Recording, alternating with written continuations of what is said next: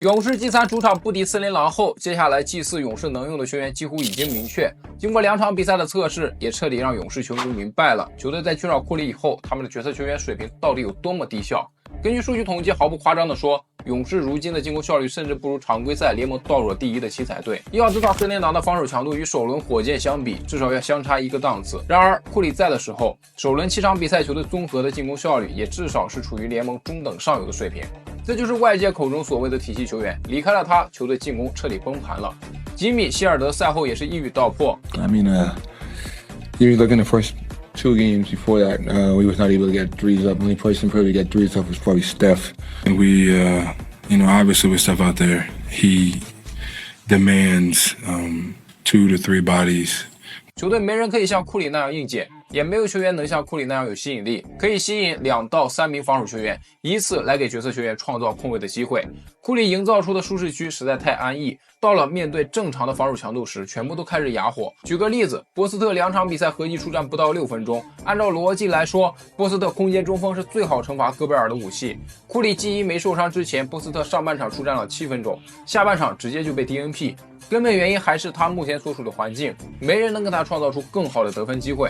飘在外线投射，一旦进攻端无法体现作用，那么防守端他就会成为最大的漏勺。相反，之前一直没有上的小戴维斯，现在他可以上场，根本原因还是在于挡拆过后对于禁区产生的威胁，从而能给擅长冲框的持球人减轻压力，这是波斯特、鲁尼无法做到的。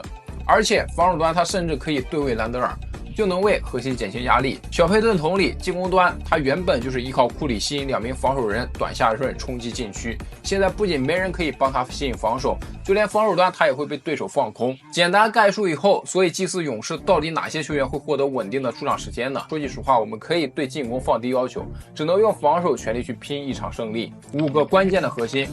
巴特勒毋庸置疑，目前勇士最强的核心成员，除了拉满他的上场时间，真的没有别的办法。只有他在场时，球队的攻防才能处于相对均衡的状态。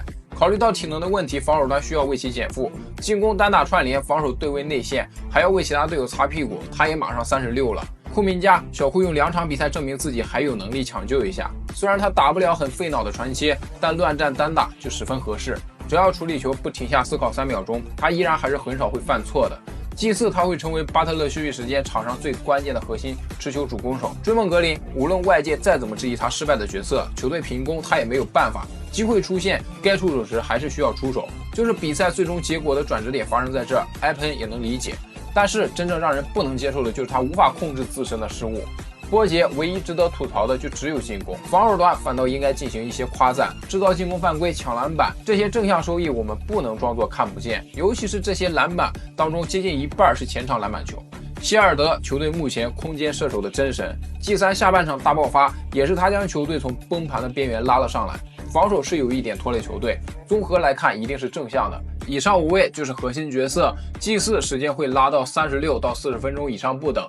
鲁尼、小戴维斯、穆迪、佩顿、阿贵、波斯特，剩下6位全部都是根据临场发挥，从而决定上场时间。假设季4他们发挥依旧很低迷，可以选择直接拉满上述5位核心的上场时间，因为季4输赢的结果对于勇士来说实在太重要了，就是结束与延续赛季的生死战。但愿勇士能有一个好的结果。